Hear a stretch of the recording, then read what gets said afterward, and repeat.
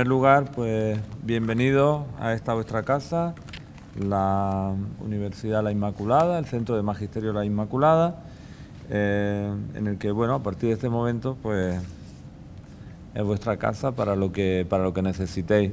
Me es muy grato comenzar hacer esta presentación del seminario, ya cuarto Seminario Internacional de Estudios Teatrales, en la convicción de que será algo que continuará, algo que irá encontrando nuevas ediciones, con nuevas ideas, con nuevos autores que puedan acompañar al estudio de Moreno Arenas. Y al final yo muchas veces he comentado con el propio Pepe que siguiendo el catálogo de los 4 seminarios que se llevan ya, las actas que además se publican de una manera pulcra, de una manera muy detallada y con mucho mimo, con lo cual quedan libros muy, digamos, que realmente merece la pena conservar, leer y conocer.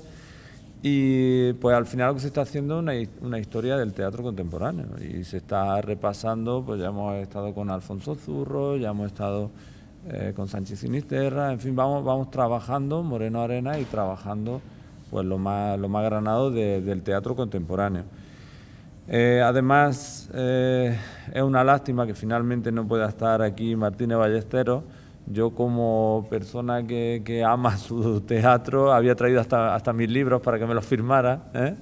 Así que, bueno, pues un abrazo grande a la familia y un abrazo desde la distancia a Antonio Martínez Ballesteros, en la admiración, por supuesto, y que, bueno, pues aunque por cuestión de salud no haya podido venir aquí, nosotros le vamos a hablar sobre él, vamos a trabajar sobre él con la misma ilusión y con el mismo cariño y admiración que hemos hecho desde que uno puso los ojos en la primera letra.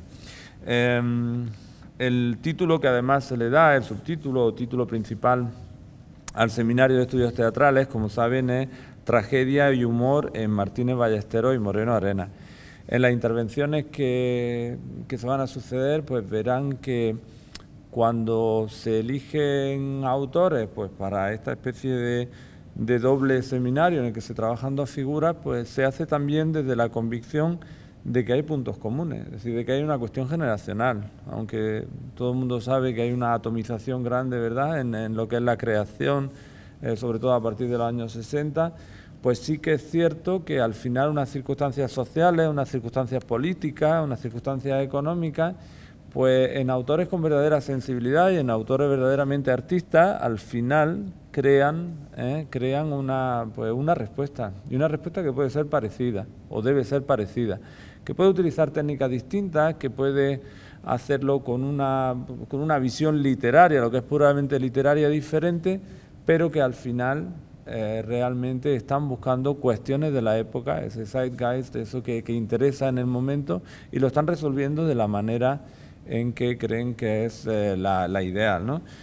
Entonces iremos descubriendo cómo efectivamente en Martínez Ballesteros, en Moreno Arenas, hay una cuestión fundamental, que es la de la utilización digamos, de la realidad torcida, del absurdo, de la situación insólita, y obviamente trabajarla desde el lenguaje y desde el gesto, pues para conseguir algo que no se quiere expresar con palabras, o en el caso muy concreto de Martínez Ballesteros, que no se podía expresar con palabras o que, digamos, podía tener sus consecuencias, ¿no? Entonces, a mí una de las cuestiones por las que me gusta cómo están planteados los seminarios de manera fundamental es porque tienen coherencia, y tienen coherencia en que no sea una especie de monstruo Frankenstein en el que cada cual, ¿verdad?, va hablando de cosas muy distintas y en el que se van desarrollando pues estudios muy diferentes. Uno encuentra este tipo de congresos que al final es como un parque de atracciones, ¿no? Cada media hora son distintos, sino que yo creo que se hacen y se dirigen desde una profunda coherencia. Como saben, además, en el desarrollo de la mañana pues se conjuga tanto conferencias como lectura dramatizada, representaciones teatrales, y a mí, bueno, pues siempre he compartido con los asistentes al seminario que me parece un gran acierto, porque al final el teatro Entonces, como decíamos el día de la presentación, es como estas personas que hablan de moto, pero no se han montado nunca en una, ¿no? Hablan de coche, o juegan, hablan de fútbol continuamente, pero no han tocado un balón en la vida, ¿no? Entonces, hablar tanto de teatro sin ver teatro, al final sabe a poco.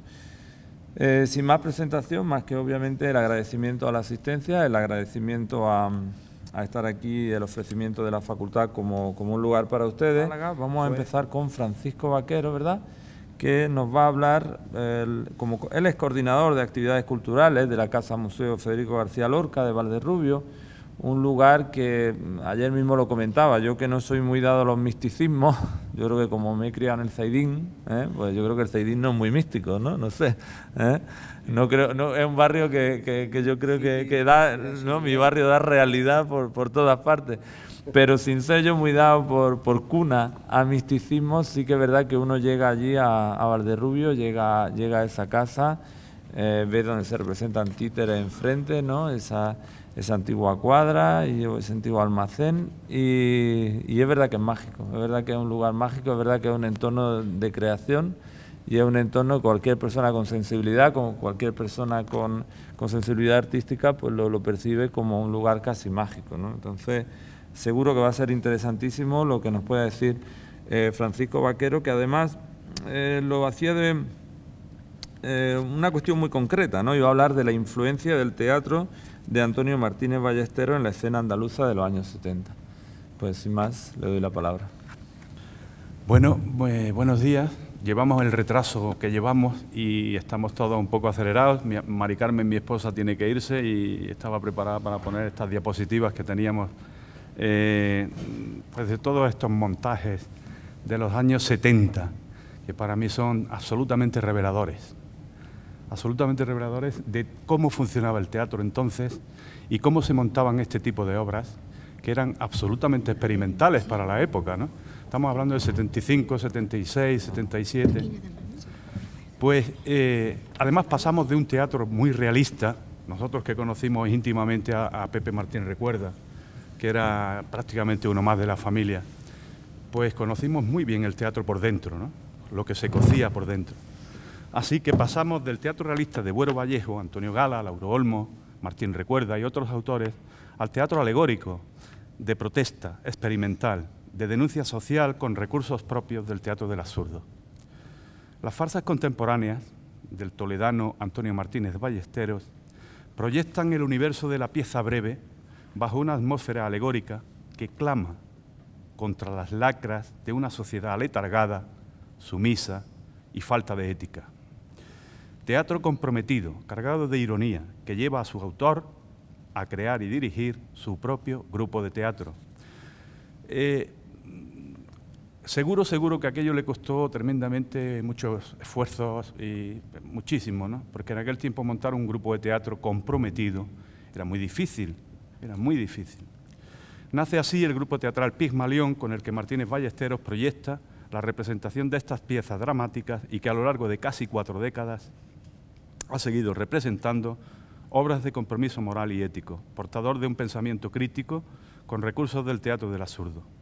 Las farsas contemporáneas es, posiblemente, su obra más representada entre los años 69 y 71.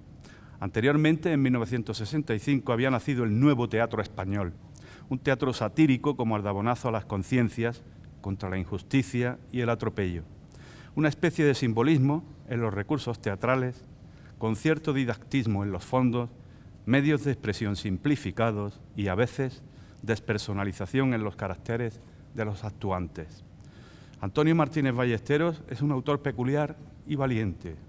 En contra de manifestaciones acomodaticias, nuestro autor ve una necesidad social y humana de rebeldía.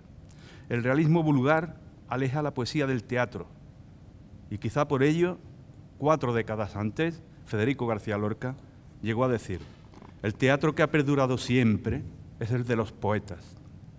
Y ha sido mejor el teatro en tanto era más grande el poeta. No es claro el poeta lírico, sino el poeta dramático. El verso no quiere decir poesía en el teatro. No puede haber teatro sin ambiente poético, sin invención. El teatro es la poesía que se levanta del libro y se hace humana. Así hablaba Federico García Lorca sobre el teatro, que a mí me parecen unas palabras perfectamente, pues como casi todo lo que decía, sabias, ¿no? En el teatro breve de Martínez Ballesteros, en sus farsas contemporáneas, coexisten el humor, la ironía, la sátira, la mordacidad y el sarcasmo. Recursos aparentemente sencillos que conllevan cierta complejidad en su desarrollo. La expresión coloquial de los personajes es sencilla y común para su mejor comprensión deductiva. Abundan las acotaciones que informan y especifican actitudes de los personajes, vestuario, espacios escénicos, etc. Utiliza líneas dramáticas aparentemente simples, apoyándose en la fábula y en la acción metafórica con entramados que el público deberá descifrar sin grandes dificultades. Un discurso inteligente contra el sistema imperante, subversivo en muchos momentos, que conectaba con los deseos de cambio sociopolítico. Las trabas administrativas estaban aseguradas, por lo que el panorama creativo era verdaderamente desalentador. Amén de situarse con esos textos fuera de los circuitos comerciales.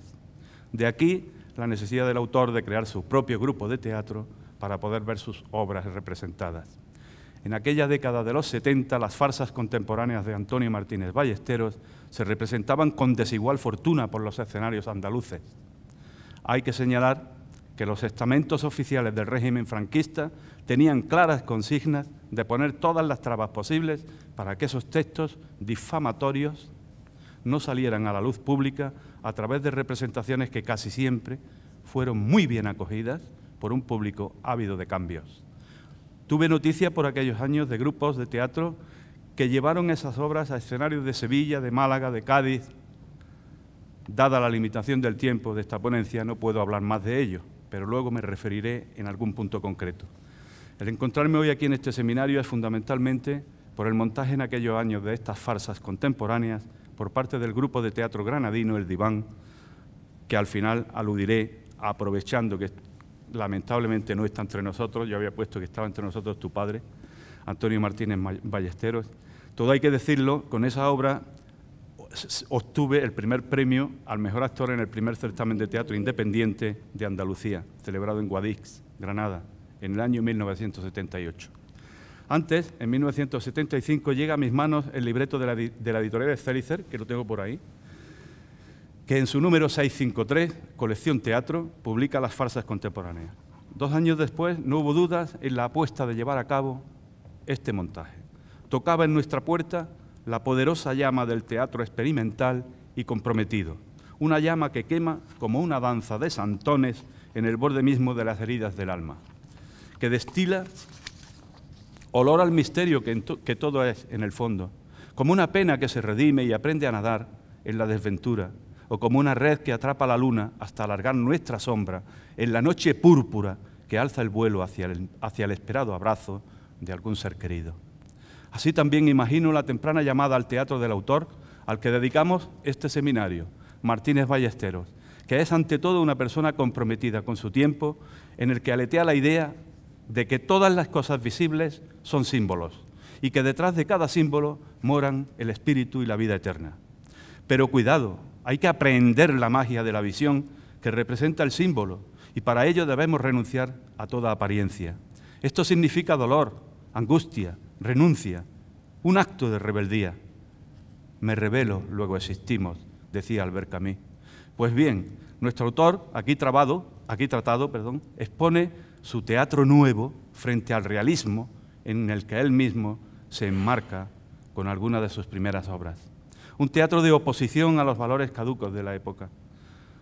Fuera, fuera, fuera todo el mundo de delante de esta escuela. Venís aquí a enmascararos, a parecer buenas y a ocultar vuestras inmoralidades, refugiándoos en la amistad y el nombre de la maestra. Fuera de aquí con vuestras caras de payasos. Era Paquita, a gritos, un personaje de Como las secas cañas del camino, obra de teatro de José Martín Recuerda, que él mismo declamaba en la terraza de la casa de mis padres. Yo, con solo 6 años, oía sus gritos desgarrados, absorto en mis juegos, bajo la higuera del patio. Ese fue el primer contacto que tuve con el teatro. Les puedo asegurar que escuchar a Recuerda era todo un espectáculo que no dejaba a nadie indiferente. Para un niño desde luego, resultaba demoledor. Un loco de atar andaba suelto. Ya con 12 años, resuelto a interpretar mi primer papel dramático, comenzaba a entender aquellas lecturas dramáticas y dramatizadas. Con esos antecedentes nace en 1970, en un pueblo de la Vega de Granada, de cuyo nombre sí quiero acordarme, Pinos Puente, el grupo teatral El Diván. Con una serie de obritas de carácter cómico, con guiones propios, comenzamos nuestra andadura. Vinieron luego interpretaciones de textos poéticos dramáticos, como no, de Federico García Lorca, en la que nos acompañaban voces y guitarras del mundo flamenco. Llega después nuestra primera obra de teatro formal, Olvida los tambores, de Ana Diosdado. Eso supone un giro hacia temáticas más comprometidas con la crítica social. Después vendrían Los amores de Don Perlimplín, con Berisa en su jardín, de Lorca, y llega el turno de las farsas contemporáneas, de Antonio Martínez Ballesteros, protagonista de esta ponencia. Teatro desnudo, experimental y comprometido, que ahonda en las formas modernas, con escenografías sencillas, casi mudas e inexistentes. Teatro desnudo con algunos signos provenientes del teatro del absurdo, que utiliza líneas dramáticas aparentemente simples, pero con entramados complejos. Un discurso contra el sistema político y social, subversivo a veces, y que con estas premisas las trabas por vía oficial ya estaban aseguradas. 4 piezas breves para un solo programa.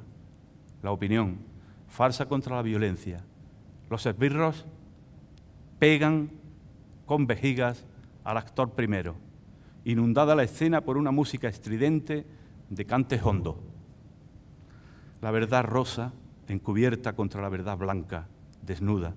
Una historia para entretener e inquietar a la vez, de tal forma que el teatro nos haga tomar la vida con más honradez y la vida nos haga tomar con más honradez al teatro. Así nos lo dice el propio actor. Los esclavos, farsa contra el consumismo, paradigma del teatro alegórico en los últimos años del franquismo. Los objetos simbólicos utilizados, el pan, el garrote, la manivela, adquieren toda significación en el devenir escénico. ¿Seguimos siendo, me pregunto yo, hombres monos? Los opositores, farsa contra el clasismo. Con una argucia de formulación de quiniela de fútbol, los actores opositores ven mermadas sus naturales expectativas de conseguir un puesto de trabajo. Son utilizados por el establishment de tal modo que sienten la necesidad de mantener una actitud cruel contra sus propios compañeros. El hombre vegetal, farsa contra el conformismo. Los personajes son combatientes, combatientes que aparentemente van cayendo muertos a tiros uno tras otro. Quedan con los ojos abiertos. La bailarina que aparece al final salva con un beso al último combatiente, que la lleva en sus brazos y que no ha cedido al chantaje. Los demás han muerto de tristeza, tienen los ojos abiertos, pero no viven, vegetan. Hay muchos como ellos, no luchan, aguantan, no crean, consumen, no aprenden, repiten. Fuimos libres para elegir el montaje teatral de estos textos de Antonio Martínez Ballesteros y asumimos sus consecuencias. Nuestra primera ofrenda la hicimos en Fuentevaqueros, el pueblo natal de Federico García Lorca, en el homenaje que se le tributa cada año coincidiendo con la fecha de su nacimiento. Acompañamos como mozos de estoque que íbamos pasando de unos a otros a 2 toreros de cartel de las grandes plazas. Ocurría un 5 de junio de 1979. Los héroes como ellos tienen que llegar al porvenir, avanzar como poetas en medio de los años desiertos. La comprensión sin prejuicios del tiempo será el gran consuelo de los hombres, porque buscamos nuestras propias dignidades sobre las triquiñuelas y rastrerías del presente. En la noche de poetas sentimos la misión del pueblo y comprendemos la atracción que ejerce el paisaje en su luz sobre toda acción noble. Y la acción más noble del ser humano, no nos quepa la menor duda, es la creación. Disfrutamos representando las farsas contemporáneas para un público ávido de cambios. Nos sentimos honrados y agradecidos por la influencia y la valentía de autores como Antonio Martínez Ballesteros. Muchas gracias.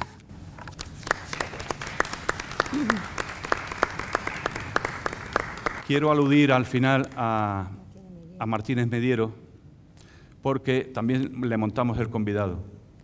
El convidado fue una pieza clave en aquellos años también. se montaba con muchísima frecuencia porque era una burla, auténtica burla al ser humano por parte de dos adinerados, un padre y un hijo, sin escrúpulos, que los tratan a un amigo como si fuera una bestia, ¿no? Entonces, es un teatro sangriento que califica y aparece como motivación fundamental de esta pieza breve. Una pieza que repugna al autor, curiosamente, pero en sus propias palabras, no he tenido más remedio que escribirla. Creo que era mi obligación. Un convidado tierno, agradecido y sordo, frente a la crueldad de un padre y un hijo absolutamente crueles y despiadados.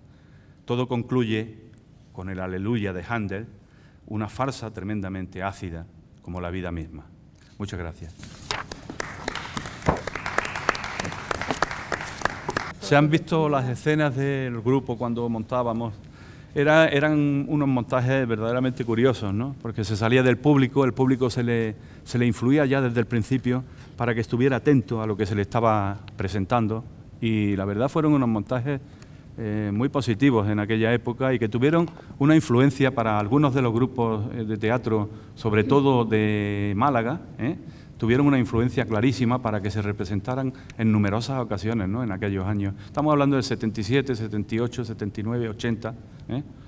Así que para nosotros fue aquello una maravilla, aparte del Teatro de Martín Recuerda, que con La Llanura nosotros le representamos 100 veces La Llanura a Pepe Martín Recuerda, en distintos escenarios de Andalucía y incluso de fuera de España. Y aquello fue una experiencia tremenda también, La Llanura de Pepe Martín Recuerda en aquellos años, ¿no? No sé si conocéis el tema de La Llanura, que es sobre la guerra civil, un poco, ¿no? Una obra de teatro totalmente crudísima, con un montaje que se le hizo flamenco precioso. Hicimos un montaje en distintos planos, aquello fue una maravilla, y nos llamaron hasta de Argentina en aquellos años, pero no podíamos ir porque las muchachas jóvenes del grupo, los padres, evidentemente en aquellos años no dejaban a las muchachas que pudieran salir, y mucho menos a Argentina, ¿no? Pero la verdad es que fueron unos años de teatro preciosos, preciosos. Yo tengo una experiencia gratísima, y con tu padre muchísimo. Muchas gracias. Estarán de acuerdo conmigo en que ha sido no solamente una palabra muy clarificadora, muy sentida y muy apropiada sobre Martínez Ballesteros, sino también un testimonio precioso, ¿no? El testimonio de trabajarlo. Al final, esa idea de que solamente quien lo ha hecho sabe interpretarlo, pues aquí tiene mucho sentido, ¿no? Claro. Es cierto que la interpretación filológica es una, pero la cuestión experiencial, el haber vivido el teatro, ¿verdad?, desde dentro, el haber tenido la oportunidad más que tenido la oportunidad, buscado la oportunidad de representarle, pues, y yo coincido en que las farsas son absolutamente maravillosas, y de hecho parte de mi comunicación trabaja ella. Les voy a presentar ahora al profesor Francisco Morales Lomas, de la Universidad de Málaga, y además una persona a la que yo creo que habría que darle una especie de estrellas, podría haber unos sellos, ¿verdad? Porque yo creo que están los 4 seminarios, ¿verdad que sí? Sí. En los 4 seminarios, así que vamos a hacer una persona que bueno, yo la mejor presentación que se me ocurre para él es que yo aprendo mucho siempre que le escucho, siempre. Para mí es un faro total desde que nos conocimos precisamente en el premio de Moreno Arenas, pues una persona que merece la pena escuchar, que merece la pena leer, que siempre trae textos muy sólidos, que se podrían publicar esta tarde porque están rotundamente sólidos, y además un conocedor de la literatura de manera muy profunda y creador él mismo, tanto en teatro como en prosa, en novela. Él es una persona que vive las dos partes del espejo, el de la creación y el de la reflexión sobre la creación, el de la filología. La comunicación que trae se llama Aproximación a los recursos humorísticos en el Teatro de Martínez Ballesteros, y estoy seguro de que será todo un placer escucharla. Bueno, buenos días, muchísimas gracias, Rafael, por esa presentación cariñosa. Como estamos entre colegas, siempre esto es muy y también a Paco, que hace tiempo, yo probablemente desde que aquellas representaciones... Hace como 8 años. 8 años, sí, no lo había visto y es un placer. Y nada, siento mucho que no esté aquí Antonio para escuchar lo que voy a decir, pero bueno, como lo va a leer porque se va a publicar en el próximo volumen, pues da exactamente igual.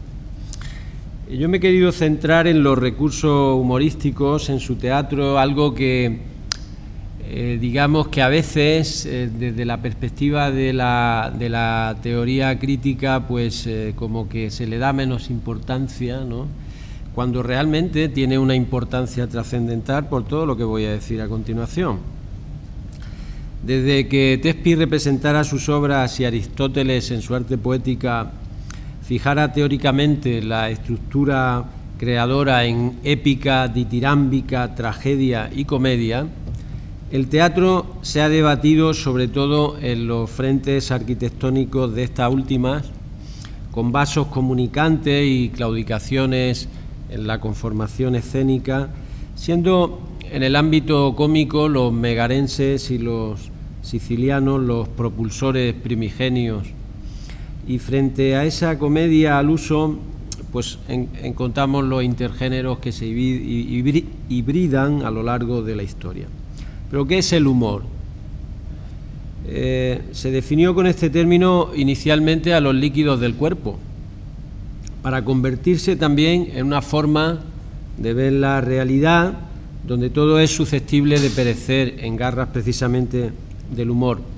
Hegel consideraba que era una actitud espacial del intelecto y del espíritu por la que el artista se pone en el lugar de las cosas. Bersón, desde otra perspectiva, relacionaba la risa como una consecuencia del acto humorístico y la emoción, y afirmaba que el mayor enemigo de la risa era la emoción, considerando que lo que diferencia a comicidad y humor es el paso de la observación al sentimiento, o sea, el paso de la observación de lo contrario al sentimiento de lo contrario. Y este no es un detalle secundario o meramente retórico, sino trascendente. El humor necesita de la comicidad más de la emoción. Y en el ámbito de la retórica de Martínez Ballesteros añadiríamos inserto en una realidad que nos sorprende por su reciedumbre. Pero el humor también es un corolario, forma parte de la esencia humana, una forma de sobrevivir en la miseria de la existencia. Decía Ibarra que la estética construye una mirada que recorta a través de lo cómico un tratamiento estético posible de aquello humanamente irrepresentable. Richter lo definía como lo sublime al revés, y quizá por este motivo Jean Genet definía lo cómico como no es otra cosa que lo trágico visto de espaldas, muy cercana a la definición de lo esperpéntico. En mi caso, bueno, pues puedo decir, mi tesis doctoral, así lo dije, mi tesis doctoral versaba sobre la poesía de Valle Inclán. Valle Inclán, en La pipa de Kiev, se adelanta a todo el esperpento. En ese libro de poesía se adelanta al esperpento que vendrá después. Y en esa línea, históricamente, el teatro de Martínez Ballesteros ha fusionado tragedia y comedia con frecuencia como un fiel algoritmo de esa realidad que demanda donde conviven ambas de consuno, y siempre afirmó que el teatro es un espejo de la sociedad. Es, sobre todo, el ámbito del humor y su construcción escénica sobre lo que me gustaría realizar estas reflexiones, siguiendo algunas de las definiciones que se han ido dando al respecto. Pero fue el propio Martínez Ballesteros el que, no hace mucho, en el 2013, decía que cuando se sentía realmente a gusto era cuando se hallaba cimentando su obra en el humor. Decía en concreto, el humor que se basa a veces en escenas de las que se derivarían determinadas situaciones que podrían ocurrir en la sociedad en que vivimos. Pero reconocía también que era lo más difícil de hacer y lo que me ha sido menos reconocido. Lo decía con cierta contrariedad y lamentación, porque acaso pudiera existir una minusvaloración del público frente a, por ejemplo, la tragedia o la tragicomedia. De hecho, siempre dijo Ballesteros que el teatro de humor se suele intentar rebajarlo y entonces se le llama teatro cómico y se lo desvaloriza. En una línea similar, por ejemplo, Fermín Cabal en el 94 manifestaba: tengo la sensación de que a quienes nos ha dado por escribir comedias se nos pide más explicaciones que los escritores de otros géneros. Al humor lo definía María Moliner en su segunda acepción. La primera ya hemos dicho antes, que son los líquidos, los humores, como buen o mal o cualquier adjetivo o especificación, pero también como un estado de ánimo de una persona habitual o circunstancial que le predispone a estar contenta y mostrarse amable, o por el contrario, a estar insatisfecha y mostrarse poco amable. Esa era la definición del humor que daba María Moliner. Pero en el ámbito teatral se ha definido como una forma de presentar, enjuiciar, comentar la realidad, donde se resalta el lado ridículo o risueño o cómico de la misma. Un modo, según los pensadores cínicos, de catarsis o contraveneno espiritual que hace más soportable la existencia. Decía, por ejemplo, Wilde, que era la gentileza de la desesperación. Y Gómez de la Serna, uno de los grandes humoristas nuestros, como solo se pretende desacomodar interiores y desmontar verdades. El humor que relativiza las cosas y critica lo que cree ser definitivo, decía en Gravedad e Importancia del Humorismo. No se propone el humorismo corregir o enseñar, pues tiene ese dejo de amargura del que se cree que todo es un poco inútil. Pero en última instancia, como dice Aladro, una de las condiciones básicas del humor, señalada por los autores que se han ocupado de este fenómeno expresivo, es que en todo mensaje humorístico existe un doble o múltiple plano de significación. Así, Portillo Fernández dice que el humor juega entre sentidos deformados de la realidad y los topos utilizados como referencia. Al crear contextos especificativos, explicamos o asociamos a modo de cuadro sinóptico el significado completo y los sentidos extraíbles de la situación comunicativa. En el humor es vital la esquematización, ya que al formar esquemas cognitivos asociados o integrando las estructuras sensoriales y situacionales, observamos con distancia el carácter tópico o convencional de las situaciones. El humor, por tanto, sería una especie de destrucción de lo sublime, según en palabras de Richter, que no hace desaparecer lo individual, sino lo finito, en su contraste con la idea. Definiciones significativas que nos permiten profundizar, sin duda, en los mecanismos humorísticos, pero uno de los dramaturgos que, a nuestro entender, cimenta con una mayor precisión el concepto de humor que a nosotros nos interesa de la perspectiva del humor de Martínez Ballesteros es Pirandello. El humorismo, decía Pirandello, consiste en el sentimiento de lo contrario producido por la especial actividad de la reflexión que no se oculta, que no se convierte, como suele suceder ordinariamente en el arte, en una forma del sentimiento, sino en su contrario, aunque siguiendo paso a paso el sentimiento como la sombra al cuerpo. El artista ordinario se preocupa del cuerpo solamente. El humorista tiene en cuenta el cuerpo y la sombra. Esto es un elemento fundamental. Y tal vez más, y aquí es donde radica, yo diría, más el sentido humorístico, más la sombra que el propio cuerpo. Se da cuenta de todas las bromas de esta sombra y de cómo a veces se estira y otras se encoge como si remedara el cuerpo, que mientras tanto no le calcula ni se preocupa de ella. En el fondo de esta reflexión está la idea de que el escritor que crea humor, que para el escritor que crea humor las causas en la vida no son lógicas ni ordenadas, sino que todo está combinado y engranado. ¿Qué es el sentido de coherencia o el orden de una obra artística para el humor?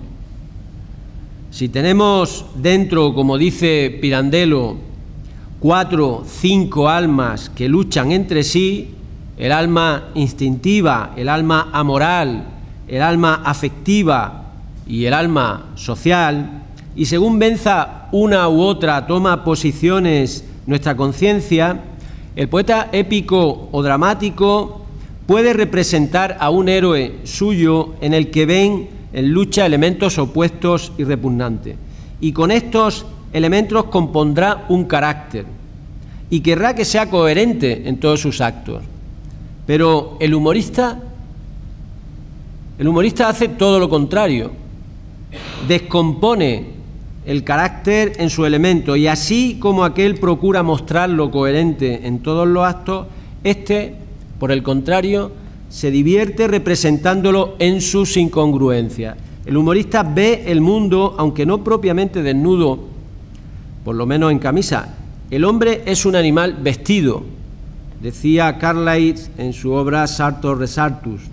La sociedad tiene como base el vestuario, y el vestuario compone y esconde, dos cosas que el humorismo no puede sufrir. La vida desnuda, la naturaleza sin ningún orden, por lo menos aparente, llena de contradicciones, le parece al humorista muy lejana de la trabazón ideal de las concepciones artísticas comunes, en el que todos los elementos de modo visible se mantienen mutuamente y mutuamente cooperan. Aquí es donde está la clave de lo humorístico, en el cuerpo y en la sombra. El siglo XX tiene mucho que decir sobre el humor teatral en España, con el esperpento fundamentalmente, y también con otros dramaturgos que se adelantan al teatro del absurdo europeo, como Miguel Miura. En este ámbito creativo habría que situar la dinámica creadora de Martínez Ballesteros, inserto en el esperpento tanto como en el teatro del absurdo y la comedia del disparate, y cuyas farsas siguen esos constructos que había instaurado lo grotesco a través de técnicas que degradan a los personajes, los reifican o animalizan, como sucede en la obra ya citada de farsas contemporáneas o retablo en tiempo presente, donde desde ese nuevo teatro alegórico abstracto, surgía una estética de oposición a la dictadura del general Franco en su último periodo, que se basaba, según García Teva, lo tendremos mañana aquí, en recursos expresivos como la farsa de líneas dramáticas aparentemente simples, la degradación, la animalización o cosificación por medio de la fábula, el lenguaje en clave parabólica, personajes, gestos, objetos en otro orden simbólico, y una acción metafórica que convertía cualquier pieza en un entramado jeroglífico de claves que ese público cómplice debía descodificar. En definitiva, muchas de estas técnicas ya puestas en marcha por Valle Inclán. De hecho, en Los esclavos, incluidas en las farsas, Martínez Ballesteros muestra a los personajes luchando por conseguir la comida para sí, y se disponen a crear desde su origen la sociedad de consumo actual, siendo degradados hasta tal punto en que dejan de ser realmente ciudadanos para convertirse en consumidores de productos que en muchas ocasiones no distinguen su valor. En un momento determinado dirá uno de los personajes de esta obra: mientras están pensando en lo que quieren comprar, no pensarán en cosas peores. Así los tenemos seguros. Un discurso que configura toda una estructura de poder que se ramifica y manifiesta a su vez desde múltiples perspectivas. Y es que no hay que olvidar que las estructuras que conforman el humor siguen adheridas al proceso crítico en torno a una sociedad circular que ha construido su evolución sobre la posesión de objetos y el desarrollo de la fuerza del trabajo para conseguirlos, con todas sus adherencias de explotación, degradación, alienación y minusvaloración el arte y hacia el arte, la cultura y el tiempo libre. Una degradación y servilismo que es manifiesto, por ejemplo, en la obra Los secuestros de 1971, donde se exterioriza la dicotomía poder, sumisión y el intento de reducción a la nada de los que no detentan el poder a través de la prohibición de declarar que se tiene hambre. De este modo, la negación de lo esperado adquiere relevancia cómica, pero también satírica y crítica, un elemento que permanentemente está fusionado en la obra de Martínez Ballesteros. Así, por ejemplo, en la obra dice uno de sus personajes: yo, Rodolfo, gran duque del castillo soberano, ante los frecuentes y repetidos delitos de robo, hurto, sustracción y atentado a la propiedad privada de orden divino, vengo a salir al paso de tamaña calamidad, prohibiendo el hambre en los estómagos de todos los súbditos de mi territorio ducal. Por lo cual, a partir de la promulgación del presente decreto, todos aquellos ciudadanos que tengan la desfachatez de hacer alguna ostentación pública del hambre de sus estómagos o intestinos serán automáticamente condenados a morir vilmente en la horca. Y es que está claro que el poder se manifiesta por su ejercicio y reduciendo a los personajes sumisos a la condición de esclavos. El poder es el poder, dice el duque, y solo los suicidas se atreven a combatirlo. En esta obra, el uso de los diminutivos con efecto degradador juega también un papel muy importante, como por ejemplo al todopoderoso duque que habla así del poder, pues en un momento determinado su mujer le llama Rodolfito o duquesito Rodolfo. Recordemos, por ejemplo, cómo le llamaba Carmen Polo de Franco a Franco, le decía Paquito, ¿no? Muy similar todo. Temática del poder que también está presente en Los Reyes Godos, que es un ataque también al poder y sus advenedizos desde el elemento de distanciamiento humorístico, como decía García Tebas, que lo aporta el actor narrador, quizá trasunto del propio autor. Y el entramado del poder corrupto se construye como una farsa grotesca en la que el autor se mofa de la incultura de los que lo detentan. En un momento determinado dice, por ejemplo, Teodorica Achindasvinto: ¿qué es eso de velo a hilo? Ahora eres un político importante y tienes que esforzarte en hablar con corrección. Y Achindasvinto responde: tienes razón, pero dame tiempo para ubicarme. En ese ámbito, el papel gregario de la mujer, completamente degradada también, tiene su importancia, aunque Teodorica es muy consciente de su trascendencia cuando dice: pero el poder contempla de otro modo más distinguido, con un sentido diferente. ¿No has oído decir que la ley o la Constitución contemplan o no contemplan? Sin embargo, ni la ley ni la Constitución tienen ojos. Es evidente que en todos estos casos el ejercicio humorístico a través de las referencias lingüísticas o como construcciones sintácticas que no obedecen a su objeto referencial tienen como objetivo la crítica despiadada al ejercicio de un poder omnímodo que cosifica a la humanidad. Una de las obras que revela esa construcción del humor cercano al absurdo y casi del ámbito surrealista es La comedia de los contrastes del 2013, que desde el ámbito realista alcanza el éxtasis humorístico, sobre todo en el diálogo final que protagonizan Campoy, Rajoy y Carpintero, Zapatero. Pellieteri, teniendo en cuenta los dos polos semánticos del humor absurdo, el plano de expresión de lo improbable y de lo inefable, el de la construcción de otra realidad no simbolista, y la conceptualización encubierta o intencionada, que sería la simbolista, con aportaciones de otros autores, habla de tres tipos de teatro del absurdo. El absurdo sistemático o normativo, donde incluye el teatro nihilista de Ionesco y el estructural de Beckett, el absurdo de la amenaza, de Pinter, y el absurdo satírico, donde yo creo que podríamos incluir algunas de las obras de Martínez Ballesteros. Creemos que en la comedia de los contrastes hay mucho de ese absurdo satírico, pero a la vez un absurdo en el que la realidad deviene otra en la mente del espectador. La obra nace en el espacio de la realidad de la sociedad española de los últimos años, presa de la crisis, y Martínez Ballesteros imprime una dura crítica a través de 12 escenas.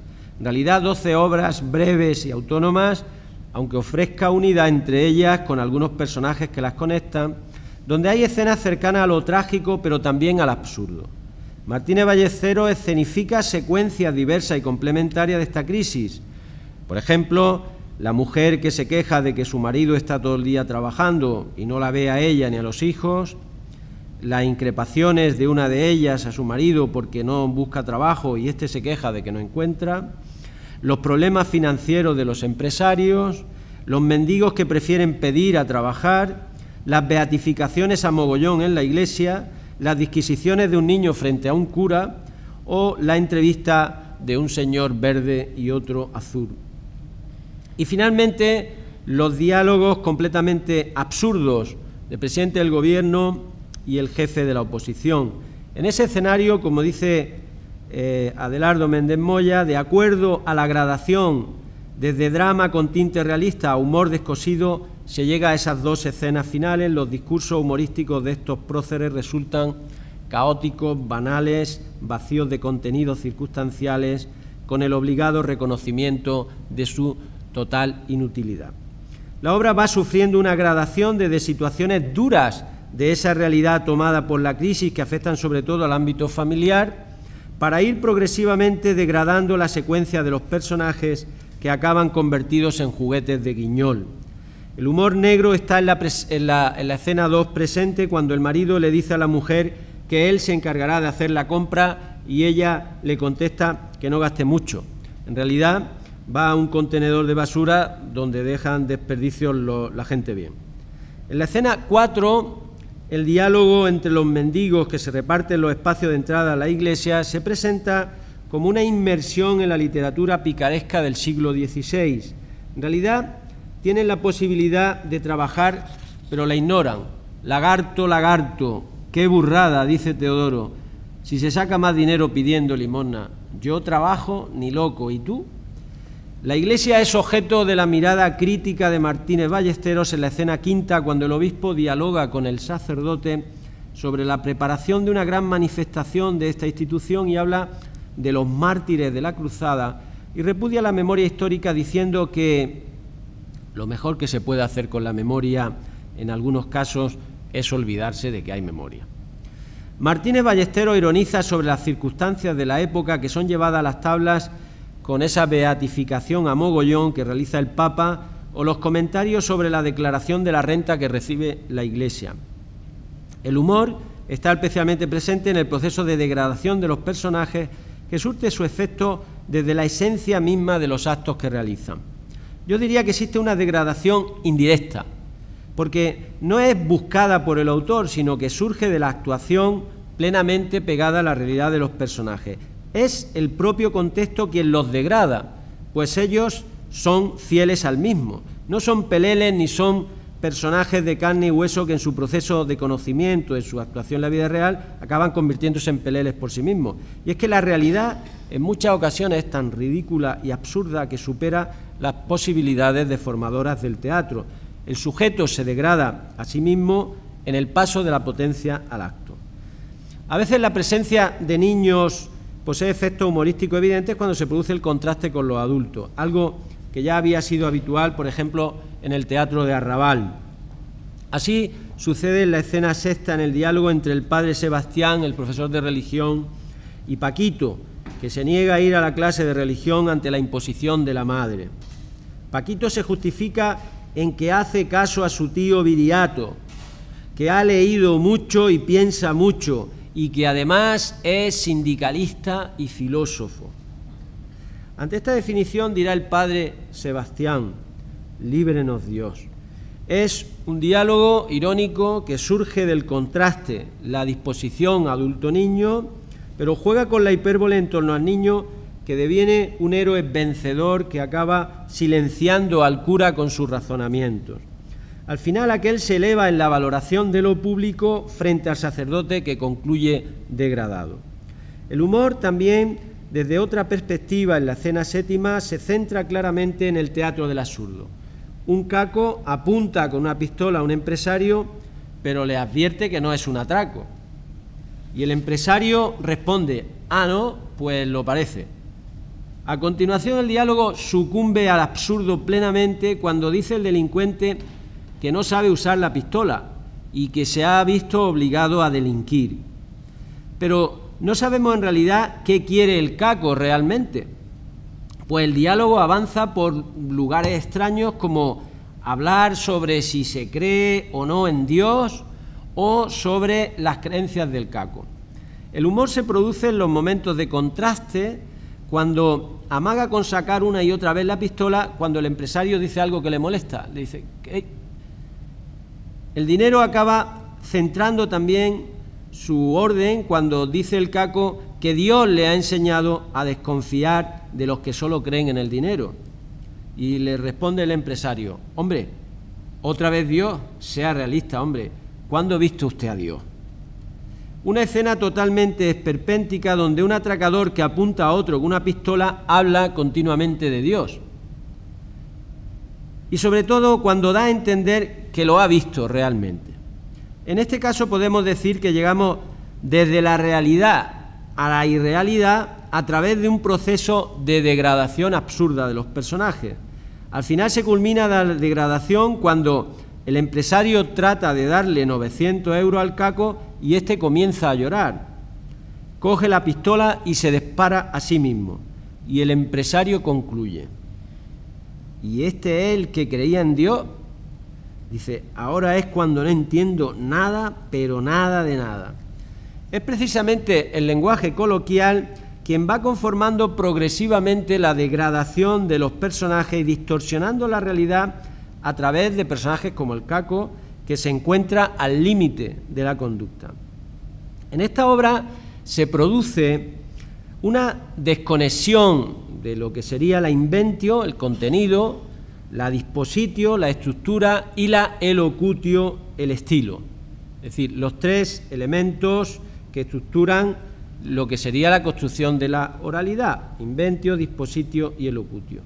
Los personajes tienen un orden de prioridades que no coinciden, sus discursos son casi monólogos paralelos. El absurdo se localiza en la relación interlocutiva entre el emisor y el receptor cuando no somos capaces de dar un sentido al mensaje. Pero esto no significa que no lo tenga, muy al contrario, ya que en ese fenómeno cognitivo de contraste que es el absurdo surge de la interacción entre la información temática normativa y la información remática con la que contrasta, como diría Portillo Fernández, y en ese proceso de aprehensión de ese pensamiento, la información novedosa se une de forma sintética a los conocimientos previos, creando una serie de patrones, de expectativas, en el que lo desconocido se nos revela. Entre esas diversas situaciones de humor absurdo que podemos descubrir en la obra de Martínez Ballesteros, se pueden encontrar aquellas en las que se crea la no coincidencia del referente y de este modo el humor de los malentendidos. En Miura, por ejemplo, eso era un juego permanente, el juego este de los malentendidos. Otra de las posibilidades, bueno, el juego de malentendidos en la que se avecina es casi permanente, ese juego de los malentendidos. Otra de las posibilidades es la ausencia de relevancia en lo dicho. Según Sperber y Wilson, en su teoría de la relevancia, afirmaban que todo acto de comunicación ostensiva comunica la presunción de su propia relevancia óptima. Pero también podemos encontrarnos que los personajes de sus obras tienen errores de enunciación, como vamos a ver en algunos ejemplos de la comedia de los contrastes. Los monólogos paralelos son fundamento también de ese teatro del absurdo cuando los personajes no conforman un diálogo, lo que produce también una desconexión del supuesto objetivo conversacional al no haber elementos que relacionen el diálogo hacia su contenido semántico reconocible por el espectador. Todo ello acarrea, pues, un arte basado en la emulación de situaciones nuevas, diferentes e incomprensibles al inicio, pero que poseen una lectura entre líneas perfectamente entendible. Y todo esto se debe a que de continuo en el teatro absurdo que hallamos en ocasiones en Martínez Ballesteros es habitual la transferencia de identidades, algo también familiar en muchas enfermedades psiquiátricas. Así sucede, por ejemplo, en la escena octava de la comedia de los contrastes, cuando hay un personaje que ha disparado a un profesor porque dice que es Bin Laden. Dice Martínez Ballesteros, dice, se ha encabezonado en que el profesor Bermúdez es Bin Laden disfrazado. Sin embargo, el proceso humorístico se realza aún más cuando la pérdida del concepto de identidad, es decir, el considerar al profesor Bin Laden, es afirmado o dudado por alguien que ofrece una absoluta credibilidad y relevancia. Es decir, hasta el propio comisario de policía lo dice, del que se supone, del comisario de policía, que está inserto en la racionalidad, pero que duda cuando dice, ¿no será Bin Laden? Aquí el mecanismo humorístico lo plantea la reincidencia de la confusión de identidades en personas a quienes el espectador respeta. Lo que conlleva duda es la credibilidad inicial y, en consecuencia, la nula fiabilidad de lo que consideramos como algo seguro. En todo ello siempre está presente el elemento crítico que salva los procesos enajenadores. El escritor lo deduce directamente. La enajenación del personaje es consecuencia de un proceso social de penuria y de degradación. Por ejemplo, el marido y la mujer pensionista a los que le han cortado la luz en la escena 10 generan una serie de situaciones humorísticas de humor negro, en las que el marido se queja permanentemente de la situación vital y de que así no se puede vivir. Y la mujer, cansada de la continua, le espeta, pues no te mueras y déjame un sitio que ocupas toda la cama. En todas estas situaciones se pone en funcionamiento el lenguaje antitético e hiperbólico que nace en la mayor parte de los casos ante las circunstancias vitales atroces de una sociedad en crisis económica y social que ha perdido el rumbo. La respuesta es el absurdo, a través de diversos mecanismos ya explicitados y otros como la síntesis entre los referentes tomados de la realidad y los componentes irreales, descontextualizados, que crea la conciencia o la inconsciencia, organizando un nuevo sentido y caricaturizando las situaciones con una evidente voluntad, yo diría, ética y crítica, dos elementos que son fundamentales siempre en el teatro de Martínez Ballesteros, pero también en la construcción del lenguaje teatral con la literaturización del lenguaje coloquial, plagado de intertextualidades, y la distorsión de las escenas exteriores que permiten caricaturizar la realidad a través de la burla, que concita una relevante intención. ¿Es el teatro cómico de Martínez Ballesteros, su humor, heredero de ese teatro esperpéntico? En algunos aspectos relevantes lo es sin duda. Alas Brun nos advertía de los recursos escénicos y de la caracterización de los personajes en el teatro de posguerra de subversión y humor, afirmando que en ellos se produce la acumulación caótica y la proliferación de objetos usados inapropiadamente, a modo de caja de sorpresa o espectáculo circense. Los símbolos alimenticios del conformismo, los movimientos exagerados y veloces, el ritmo vertiginoso al que suceden la entrada y salida de personajes, se identifica con el cine cómico de los años 20 y 30, y la excentricidad de los escenarios, la marginalidad de los personajes. Así puede suceder en ocasiones, pero no siempre. Los personajes de Martínez Ballesteros en general son personas corrientes, en muchos casos pertenecientes a la clase media o popular, cuyo estatus ha sido malogrado definitivamente y han sucumbido en la desprotección y en la miseria como consecuencia de la pérdida de empleo, la inflación, la reducción de salarios y la negativa a la concesión de préstamos, cuyos gobernantes son en realidad miembros de una opereta bufa, personajes de Guiñol que han degenerado perdiendo el rumbo de la racionalidad. La pérdida de esta lleva a la condición del absurdo. Así, por ejemplo, cuando se dice en la obra de Martínez Ballesteros, A mi derecha, el presidente de Gobierno, que es de izquierda, señor Carpintero, y a mi izquierda, el señor presidente de la oposición, que es de derecha, señor Campoy, que comienza a hablar en un lenguaje absurdo de la longitud de la hipotenusa y el cuadrado de los catetos. Dice Méndez Moya al respecto: de acuerdo a la gradación desde drama con tinte realista a humor descosido, se llega a esas dos escenas, la 11, en la que se ofrece el contraste entre los puntos de vista opuestos de dos señoras que, al ser entrevistadas, actúan como radicales representantes de sectores ideológicos contrarios, identificados por sus colores y sus magníficas proclamas, respectivamente Tararí y Tachún, antes de coincidir y seguir camino juntas son en la dirección que se le indica. Y el colofón apoteósico, la escena 12. Los discursos humorísticos de estos próceres resultan caóticos, banales, vacíos, sin contenido. Pero también como recursos de caracterización de los personajes podemos indicar el infantilismo, habitual en Miura y en general en el teatro del absurdo, los móviles irrelevantes de conducta, en el teatro del absurdo con una connotación existencialista, en cambio en la comedia del disparate tienen como fin ridiculizar la superficialidad y el carácter anodino de sus personajes, que representan en este caso, como digo, a la clase media española, la intercambiabilidad de unos por otros, con la que quieren expresar su renuncia a la individualidad, y otros elementos presentes en el esperpento, como la cosificación o la mecanización de los personajes.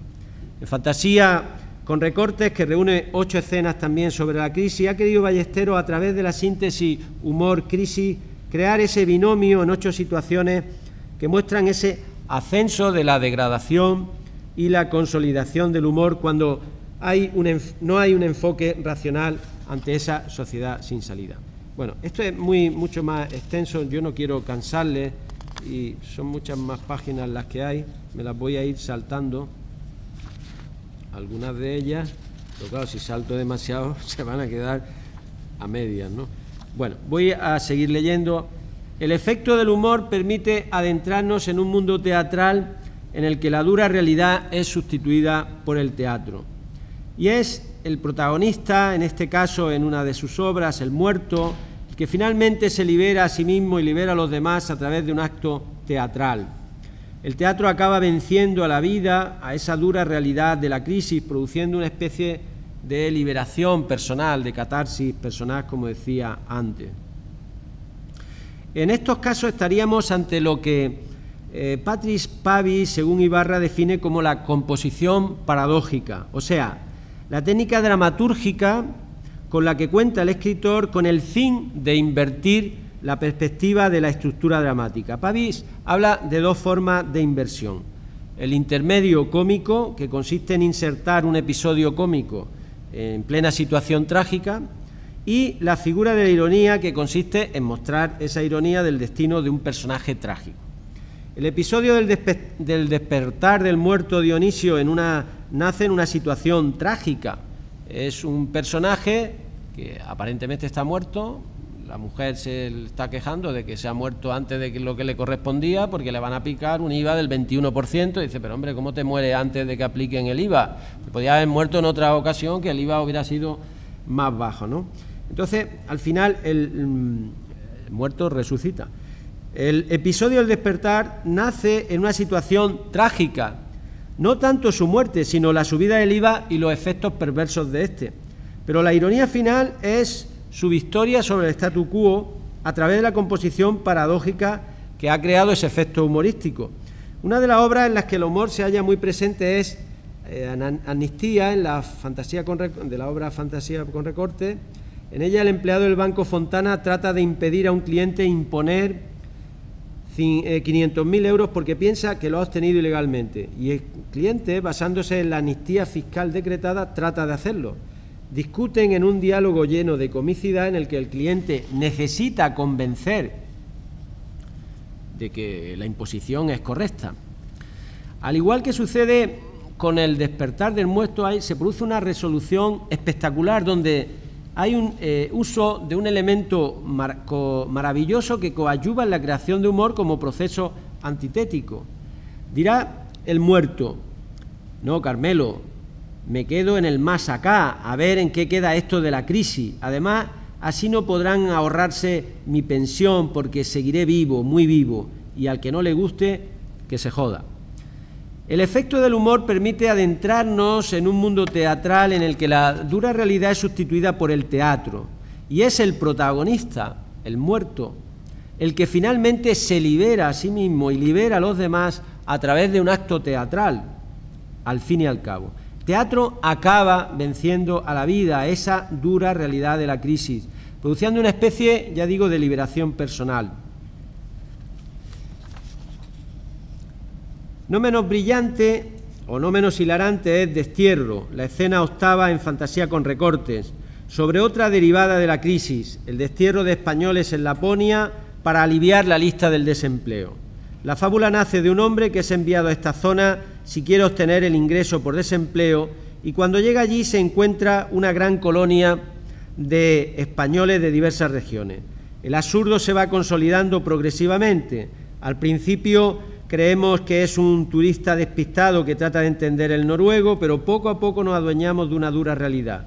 Es un humor absurdo que nace al principio de situaciones de humor que puede crear el desconocimiento de una lengua o la creación de otra forma artificial de comunicación.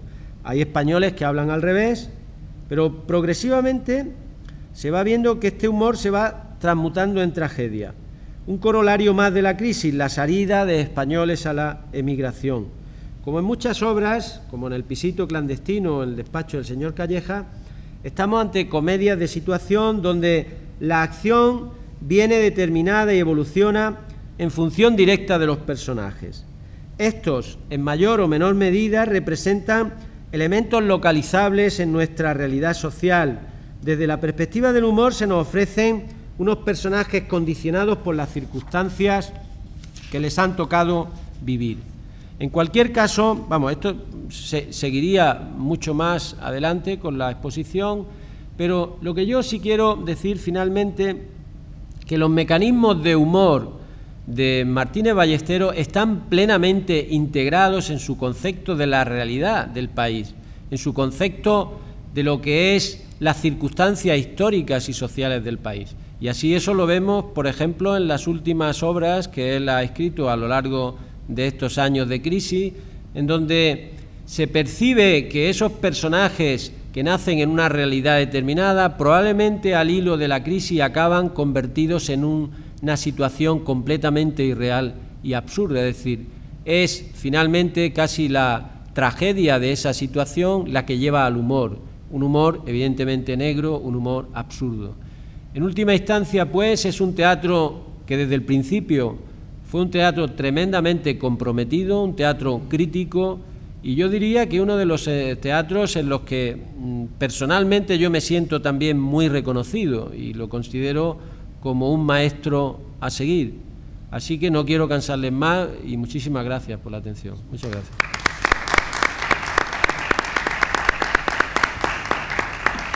Muchísimas gracias, Francisco. Da gusto oír, además se sabe, Morales Loma es sinónimo de una base teórica muy sólida y un estudio de mucha profundidad que siempre es un placer escuchar y compartir desde la mesa. Vamos a ver ahora la lectura dramatizada, ese 21% de Antonio Martínez Ballesteros, a cargo de Karma Teatro y dirigida por Adelardo Méndez Moya. ¡Ay, Dionisio! Dionisio, que te has ido así de pronto, sin avisar. ¿Qué hago yo ahora sin marido en una época de crisis como estamos? Precisamente cuando he oído decir que el gobierno ha subido el impuesto de servicios funerarios. Pues sí que nos va a salir caro tu entierro. Parece que lo has hecho aposta para que nos coja el toro. Ay, Dionisio, Dionisio, qué disgusto me has dado al final de tu vida. Te podías haber muerto un poquito antes. Total, si lo hubieras hecho 3 o 4 días antes, no nos hubieran pillado con lo del impuesto y ya habríamos pasado el trago. Ay, el gobierno que nos va a dejar para pedir limosna. Ay, vamos, que das un paso a la derecha y te grava con un impuesto. Das un paso a la izquierda, bueno, eso es peor. Porque con estos políticos, si te desvías a la izquierda, te meten en la cárcel por menos de nada. Ay, Dionisio, Dionisio, pero sabes bien lo que has hecho. En estos tiempos de crisis, morirte.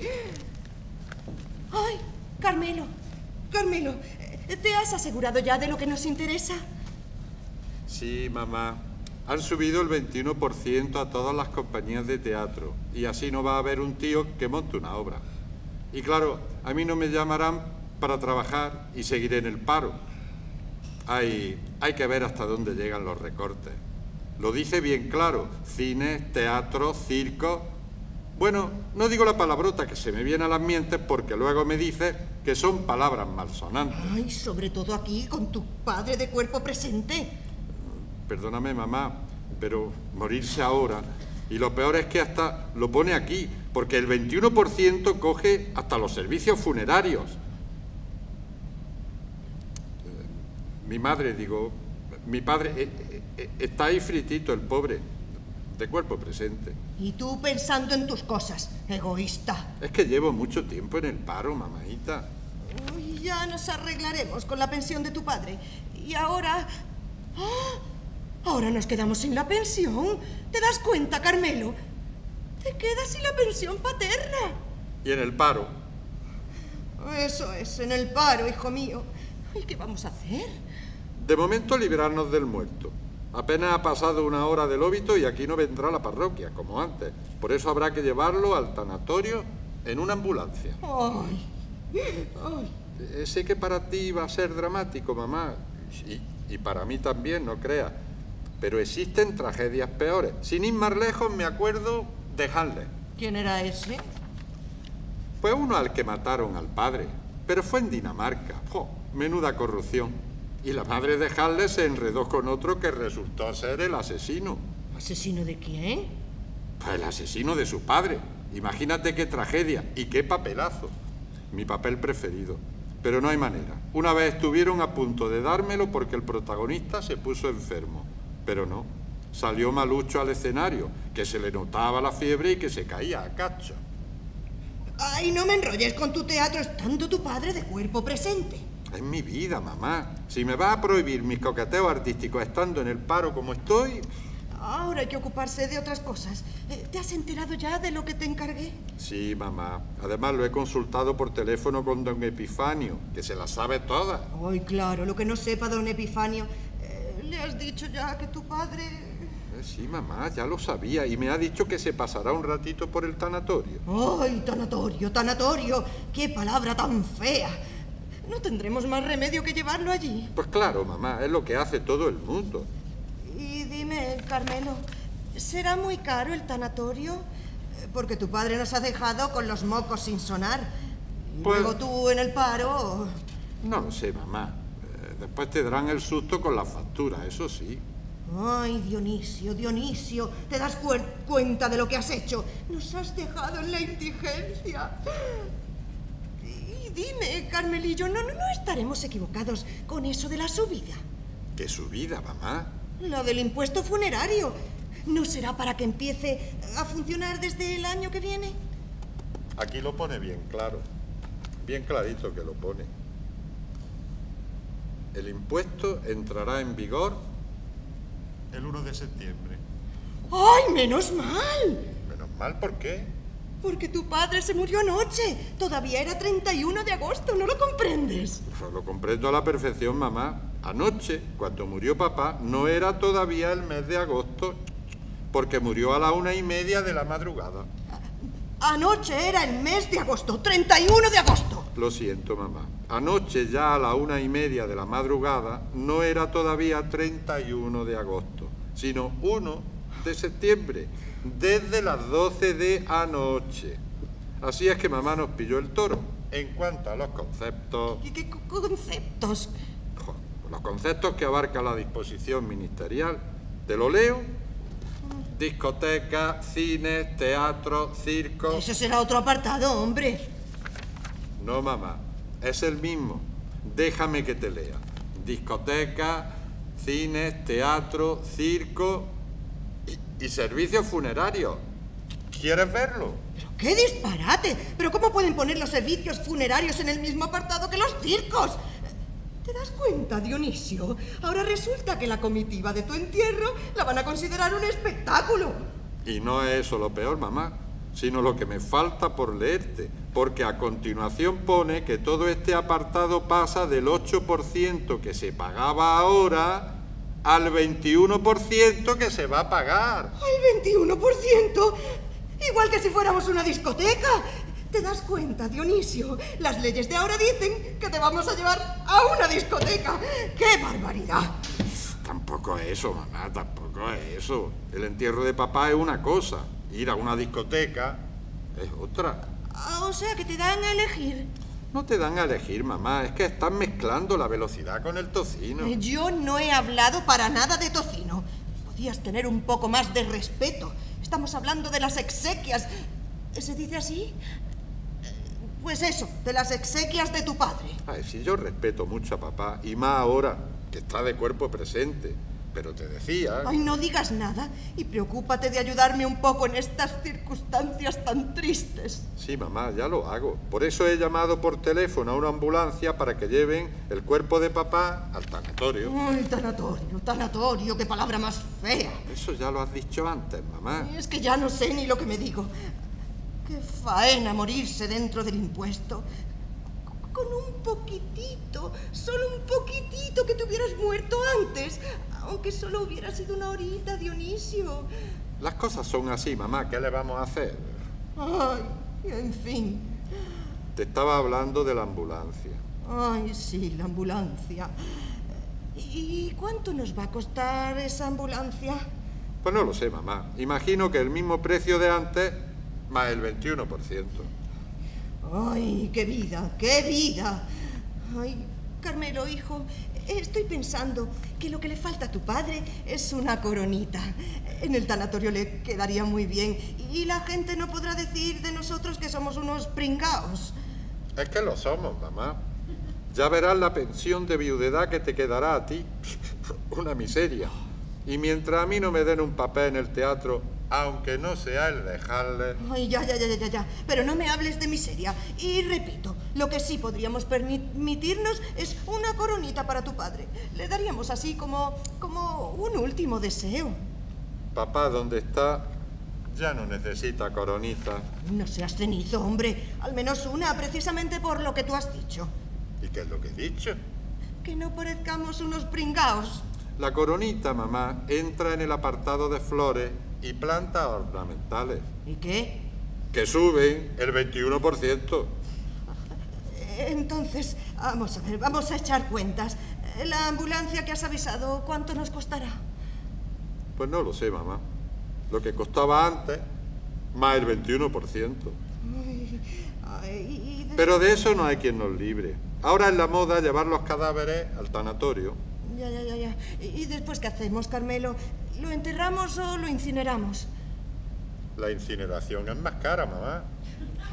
¿Cuánto? No lo sé. Lo que costaba antes, más el 21%. ¿Y enterrarlo? Pues tampoco lo sé. Lo que nos costara antes, más el 21%. Ay, Dionisio, ¿te das cuenta de lo cenizo que eres? Hasta para morirte lo has tenido que hacer mal. Si te hubieras muerto una horita antes. Ya lo sé. A ver, nos habríamos ahorrado el jodido 21%. Pero, ¿qué haces, don Dionisio? Te sales de tu papel. Un muerto siempre es un muerto. Un poco de seriedad, hombre. ¿No estabas ya en el más allá? Bueno, la verdad es que en el más allá, no estaba, todavía. Me había quedado un poco más acá. Sí, más acá donde he escuchado toda vuestra conversación. Y me he cansado de oír lo del 21%. Por eso me he vuelto. Además, he pensado que el morirse es un error.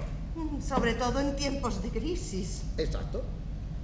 Porque estaba harto de oíros. ¿Y ya no te vas a volver? ¿Volver a dónde? ¿Al sitio ese, al más allá o el más acá? ¿No vas a volver a morirte? Lo dejaremos para otro día. Y como a mí también me caía mal lo del 21%, pues he pensado, nada, que no me muero. Ay, Dionisio, con lo que yo había sentido tu muerte, ay, con lo bien que había cogido la llantina y lo bien que me quedaba. Si tú supieras la escena de tragedia griega que me había montado, y me vas a obligar a montarla otra vez cuando te mueras de verdad. ¿Y cuándo piensas hacerlo? Es verdad, papá, ya que nos habíamos puesto a ello. ¿De verdad no te vas al más allá? No, Carmelo, me quedo en el más acá. A ver en qué queda esto de la crisis. Además, así no podrán ahorrarse mi pensión, porque seguiré vivo, muy vivo, y al que no le guste, que le jodan. Pues haces bien, chico, haces bien. Total, para 4 días que vamos a vivir. ¿Pero y tú de qué te ríes, hijo? ¿Tú te crees que este es un momento para reírse? Me río, mamá, pensando en el chasco que se va a llevar don Epifanio cuando llegue al tanatorio y vea que no hay cadáver. Con lo que se dio te que es. y toda aquella gente preguntando dónde está papá. Un entierro de muertos.